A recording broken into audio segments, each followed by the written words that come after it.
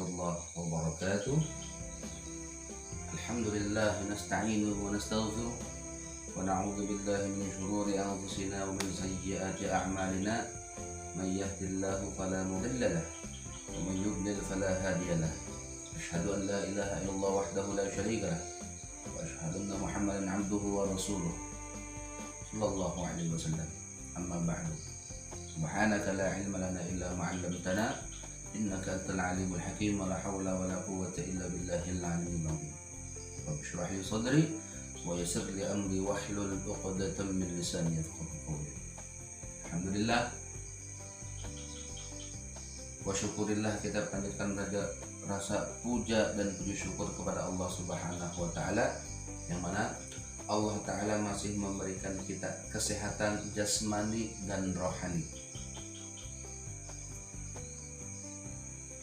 Berbicara masalah yang terjadi di daerah kita, di kota kita khususnya, dan di seluruh dunia, yaitu tentang penyebaran wabah virus corona atau yang disebut dengan COVID-19.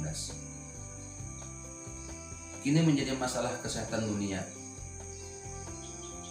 Sama seperti negara lain, Indonesia siap menghadapi sebaran coronavirus yang bisa menyebabkan kematian. Apalagi sejumlah daerah mengumumkan adanya suspek yang sedang dirawat di ruang isolasi. Mengenai wabah penyakit yang terjadi juga di zaman Rasulullah SAW, meski bukan virus corona, wabah tersebut salah satunya yaitu kusta yang menular dan mematikan. Sebelum diketahui obatnya, Nabi memerintahkan tidak dekat-dekat atau melihat orang yang mengalami lepra atau leprosi. Rasulullah SAW bersabda, "La tudimun nadhara ilal majzmumin." Artinya, jangan kamu terus-menerus melihat orang yang mengidap penyakit kusta. Hadis ini dinilai hasan dan sesuai.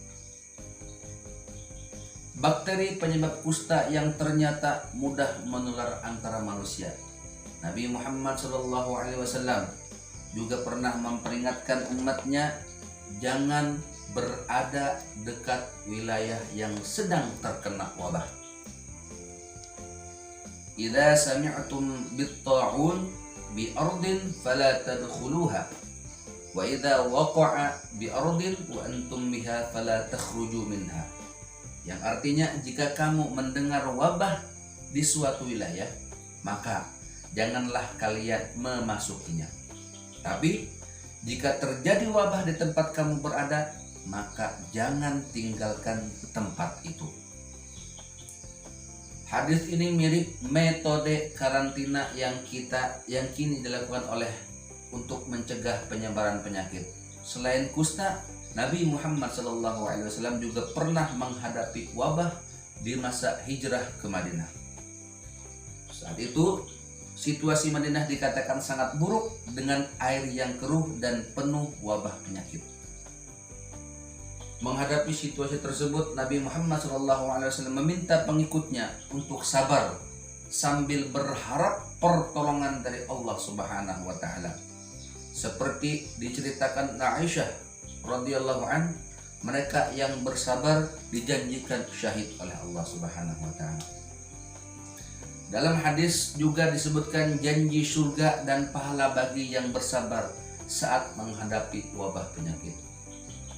At-ta'una syahadatun likulli muslimin, yang artinya kematian karena wabah adalah surga bagi tiap muslim yang meninggal karenanya. Selain di masa Rasulullah SAW, kisah wabah penyakit juga ada di masa Khalifah Umar bin Khattab. Dalam hadis diceritakan Sayyidina Umar sedang dalam perjalanan menuju Syam saat kabar wabah penyakit diterimanya. Dalam perjalanan, hadis yang dinarasikan oleh Abdullah bin Amir mengatakan, Sayyidina Umar kemudian tidak melanjutkan perjalanannya. Anna Umar kharaja ila Syam falamma kana bi Syarqa balaghahu anna al-waba'a qad waqa'a bi Syam fa akhbarahu Abdurrahman bin Auf anna Rasulullah sallallahu alaihi wasallam qala idza sami'tum bihi bi ardin fala taqdamu alaihi wa idza waqa'a bi ardin wa antum biha fala takhruju firaran minhu. Yang artinya bahwasanya Umar sedang dalam perjalanan menuju Syam. Saat sampai di wilayah bernama Sarf, saat itu Umar mendapat kabar adanya wabah di wilayah Syam. Abdurrahman bin Auf kemudian mengatakan pada Umar, jika Nabi Muhammad SAW pernah berkata, jika kamu mendengar wabah di suatu wilayah, maka janganlah kalian memasukinya. Tapi jika terjadi wabah di tempat kamu berada, maka jangan tinggalkan tempat itu. Hadis riwayat Bukhari. Dalam hadis yang juga diceritakan oleh Abdullah bin Abbas dan diriwayatkan Imam Malik bin Anas, keputusan Sayyidina Umar sempat disangsikan Abu Ubaidah bin Jarrah. Dia adalah pemimpin rombongan yang dibawa Khalifah Umar. Menurut Abu Ubaidah, Sayyidina Umar tak seharusnya kembali karena bertentangan dengan perintah Allah Subhanahu wa taala. Sayyidina Umar menjawab, dia tidak melarikan diri dari ketentuan Allah Subhanahu wa taala, namun menuju ketentuannya yang lain. Jawaban Abdurrahman bin Auf ikut menguatkan keputusan khalifah dan tidak melanjutkan perjalanan karena wabah penyakit. Wabah penyakit sejatinya tidak pernah diharapkan muncul hingga mengakibatkan kekhawatiran. Namun, selalu ada alasan yang mengakibatkan wabah penyakit muncul dengan dampak yang tidak bisa diperkirakan.